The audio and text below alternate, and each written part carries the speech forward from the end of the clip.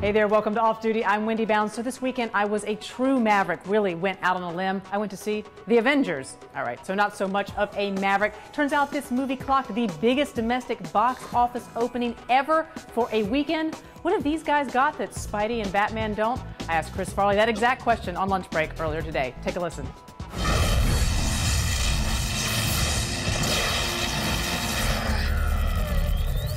Power at 400% capacity.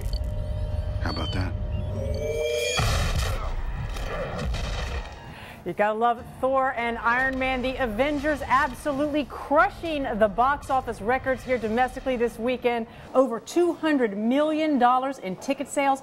We got Chris Farley right here beside us. Chris, what have the Avengers got that Spidey and Batman don't? Well, what they did is they had a really good lead-in. I mean, they had all these movies like The Hulk, like Iron Man 2, basically operating as feature-length ads for the Avengers when it finally came out. They had little clips in each of those movies that are saying, "Come watch the Avengers." Right. Here's a taste of what the plot will be, and so that helped feed into this movie's success this weekend. Also, they were smart and opened it up to the world first, so the world was tweeting about it, was talking about it, was buzzing about it on social media, and then they opened it up in North America after it had gained momentum. And also, they had some critics on their side. I mean, this film, usually event films, they're terrible. Transformers, you can't suffer through these things. But this movie has 93% positive ratings on Rotten Tomatoes, A+ cinema score from people who've actually seen the film. It did get some mixed reviews. Obviously, you know, Joe Morgenstern, our own Pulitzer Prize-winning movie critic, gave it a mixed review. But for the most part, it got really positive word of mouth. So when you have an event film that critics actually like, that spells box office success. And let's put it in perspective. I mean, it's #1 over some films who have also done blockbuster sales opening weekends. Harry Potter, the final movie, Harry Potter and the Deathly Hallows, Dark Knight, Hunger Games, Spider-Man 3. This was even leaps and bounds almost 30 million above the #2.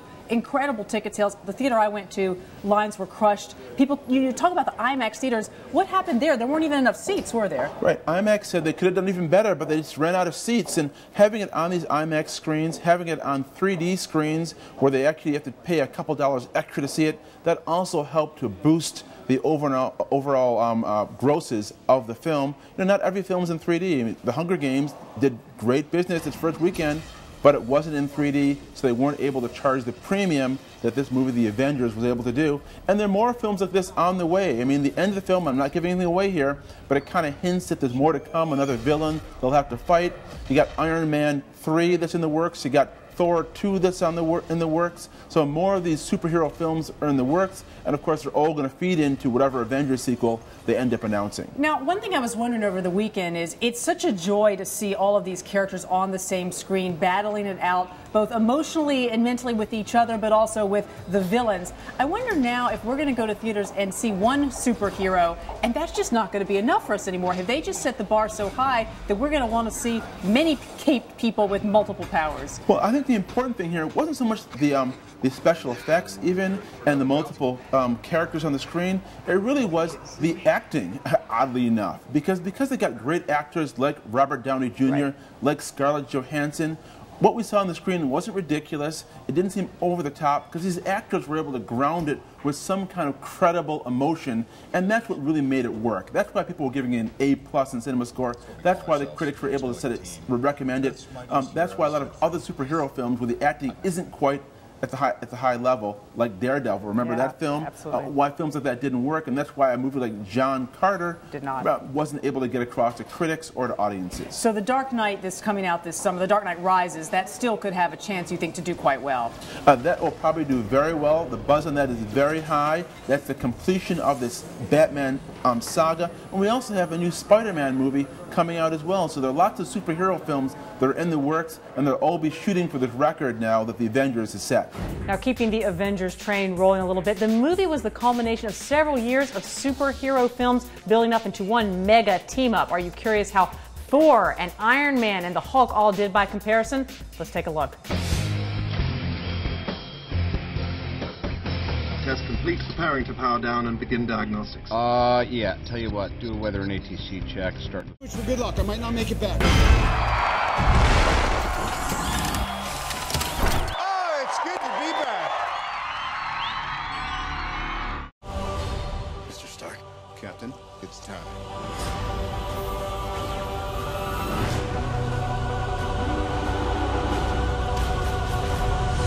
I still believe in heroes.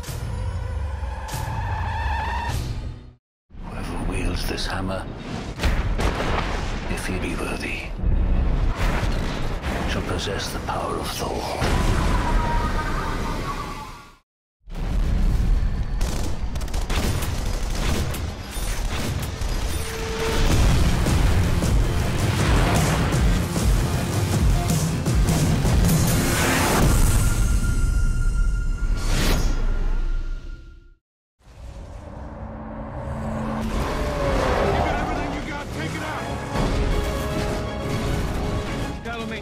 He's going in. Pull back now. Now, you don't have to be a superhero to attempt this next feat. We're going to show you a 71-year-old former Marine who is riding this funky-looking elliptical bicycle across the country as we speak. Don't know what an elliptical bicycle is? We're going to show you right now the elliptico. A 71-year-old former Marine is trekking across the country on a hybrid elliptical bicycle. We're going to meet him in just a minute. But first off, let's take a look at this machine. Brian Pate is the founder of Elliptico, and he is right here with the Elliptico. Absolutely. Now, I've had the pleasure to ride one of these before, a hybrid elliptical machine bicycle for the outdoors. Describe briefly how it works. Sure. So we really tried to emulate the running motion and put it on a platform that took away the impact. And so basically, we came up with this system that is a blend of the elliptical trainer and a bicycle. Right. And so you jump on it, you stand the whole time, you pedal it just like you would an elliptical trainer, and it runs you down the road just like a bicycle would. It gives you the aerobic capacity of running, that sort of feeling of running. Exactly. And so Rick Hermelin, 71-year-old former Marine, he is riding this across the country. It's his own Forrest Gump move, I assume. Yep. Rick, you are how many days into this now? Well, today is the 43rd day. Today I'm taking a rest day here in Austin with a personal host. I'll be back on the road tomorrow morning heading to Wimberley. How has it been on the road so far? Have you? I hear you haven't had to pay for a place to stay yet. Oh, yes. I've been hosted every single day, and those first 41 days, 29 times I was hosted by 5 departments. What's it been like on this bike? I mean, are you a runner? Are you a cyclist? And how has the Elliptico been on the road? What's it been like on this machine? Well, I've been a runner for the previous 35 years. I started training on the Elliptical last July. The previous 35 years, I had run 100 marathons, 100 half marathons, 100 10Ks. And there's no comparison. I know what running with impact feels like from my 35 years of running, and this is very, very little trauma, if any, to the body. How long did it take you to learn to ride the Elliptico? About 5 or 10 seconds. All right, that long, huh, Rick? So when people see this green machine coming down the road and they don't know what it is, I mean, I've ridden it before, and even in Central Park, heads would turn. Do you have a lot of people stop you and say, what is this thing? Oh, yes. Ever since I started training in Thousand Oaks in Ventura County, California, I've talked to hundreds and hundreds of people that have asked, what is that thing? And where can I get one? And Brian, these are for how much do these sell for the general public? For $1,800 is where we start. And how have sales been? So you've launched this how many years ago? 2010, and sales have been great. Yeah. Give us a feel. So we do about 1,000 units the first year, about 3,000 the second year, and we're in our third year of sales, and we're ahead of where we thought we'd be. But do you have to be like a strong former Marine like Rick to ride this? No, you don't. I mean, look at me. Really. I'm not quite a former Marine. Most of our customers are baby boomers who are just trying to get active, stay healthy and fit, and enjoy the outdoors, get out of the gym, but have that low impact experience that still gives them a good workout. And Rick, why are you doing this? Are you raising money for a particular cause? What inspired you to hop on this green machine and ride 3,000 miles across the country? Well, I had wanted to do a coast to coast for many years, but I am raising funds and awareness for the Injured Marine Semper Fi Fund. And you can see on the shirt has their logo. And do you have a car that's following you? Anyone with equipment? Where's the equipment coming from, or like that you need your clothes and things like that? No, my support is all in my backpack. No cars, no vans, no other vehicles. Just me and the elliptical in my backpack. All right, Rick Hermelin, he is riding across the country on this hybrid elliptical bicycle. It's called the Elliptigo. He's raising money for a very important cause. We appreciate him being here with us on Off Duty. And Brian Pate, you made this machine. Good for you. You're saving knees everywhere. Saving knees, my own included. All right, thanks for joining us on Off Duty. Thank you so much. Okay. And finally last week, our own Lee Hawkins, he sat down with the head honchos of Ultimate Fighting Championship. They gave him an inside look at what goes into this sport, and they even claimed that the UFC is bigger than the NFL. Now that is SmackDown talk, I think. Let's take a look.